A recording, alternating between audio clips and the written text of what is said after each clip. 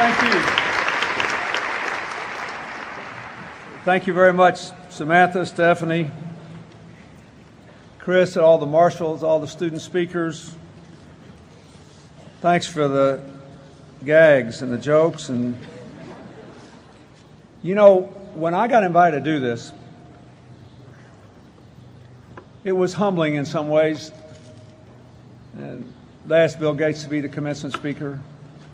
He's got more money than I do, and he went to Harvard. And I brought my friend Glenn Hutchins here with me, who's at his 30th reunion, and he had something to do with overseeing the endowment, and he explained that Gates was really, really, really rich, and I was just rich. And then I thought, well, the students asked me, and that's good, and besides, I don't have to wear a robe. But I couldn't figure out why, on what is supposed to be a festive and informal day, you would pick a gray-haired 60-year-old to speak. Following the great tradition of Al Franken, Will Ferrell,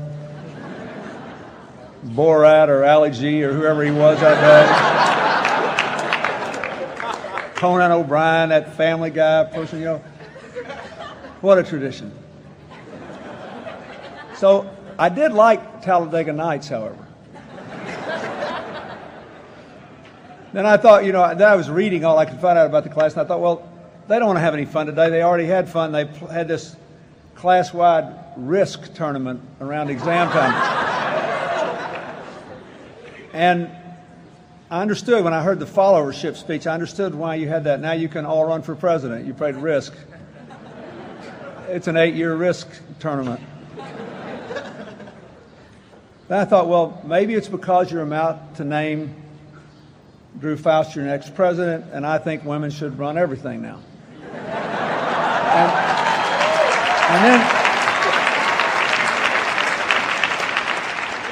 And then I figured maybe it was just because Robin Williams and Billy Crystal turned you down. But for whatever reason, we're here, and I have had a really good time. You've already heard most of what you need to hear today, I think. But I want to focus for a minute on the fact that these graduating classes since 1968 have invited a few non-comedians. The first was Martin Luther King, who was killed in April before.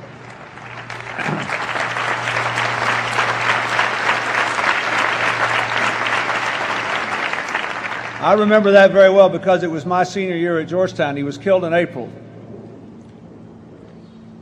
before he could come and give the speech.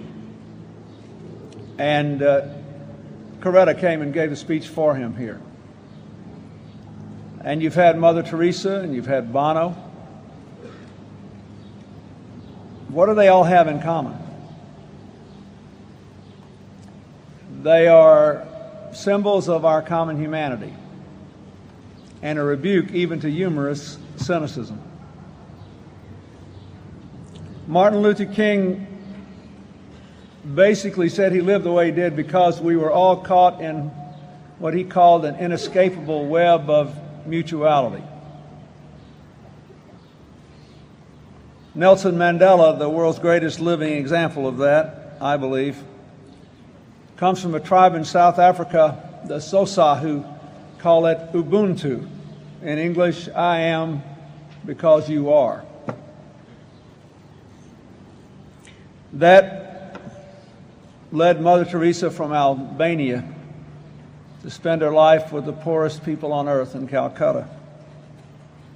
It led Bono from his rock stage to worry about innocent babies dying of AIDS and poor people with good minds who never got a chance to follow their dreams.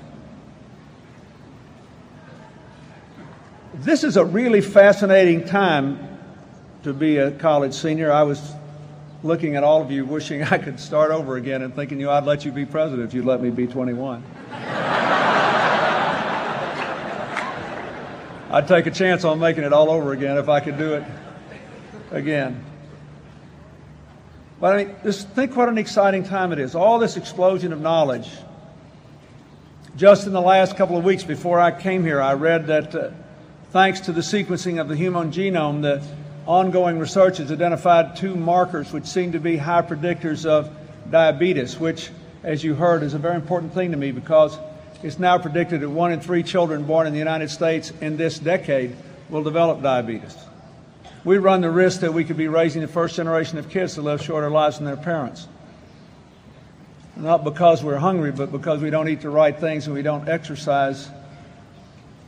But this is a big deal. Then right after that, I saw that through our powerful telescopes, we have identified a planet orbiting one of the 100 stars closest to our solar system that appears to have the atmospheric conditions so similar to ours that life could actually be possible there.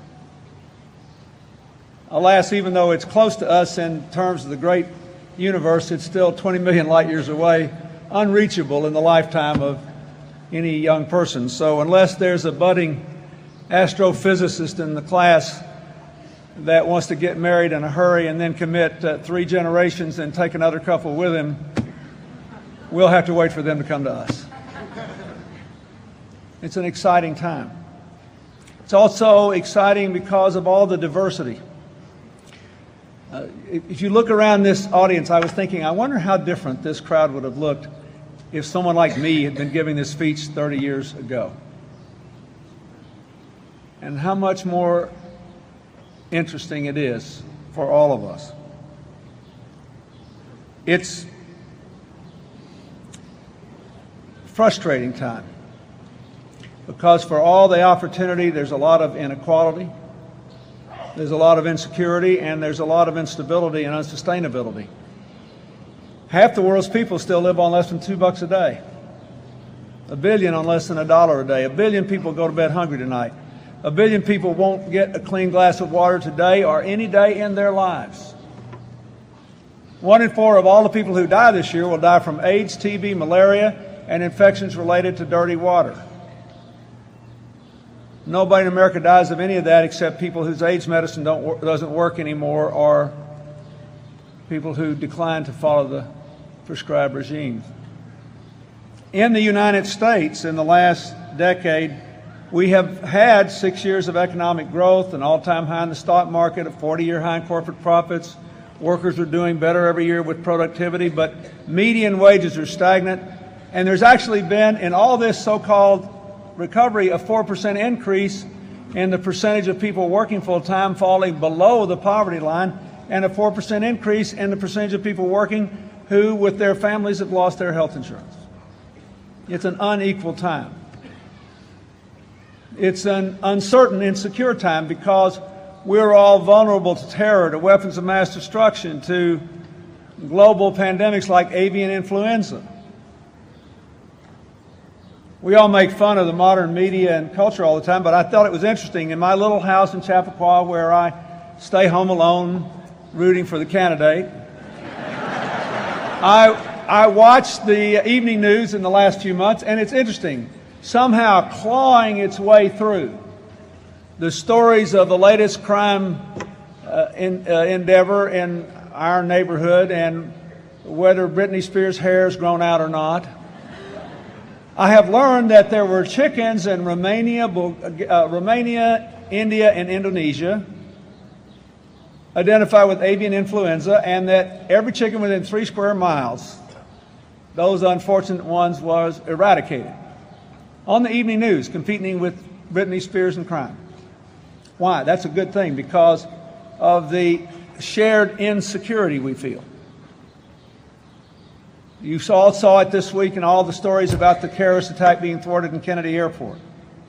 I remember a few months ago, everybody I knew was shaking their head when we found out that there was a plot in London to put explosive chemicals in a baby bottle to make it look like formula to evade the airport inspections. And every time I asked somebody, I said, did you feel a chill go up and down your spine? They said, yeah, they did. Because they can imagine being on the airplane. Or in my case, I can imagine my daughter, who has to travel a lot on her job, being on the airplane. But here's what I want to tell you about that.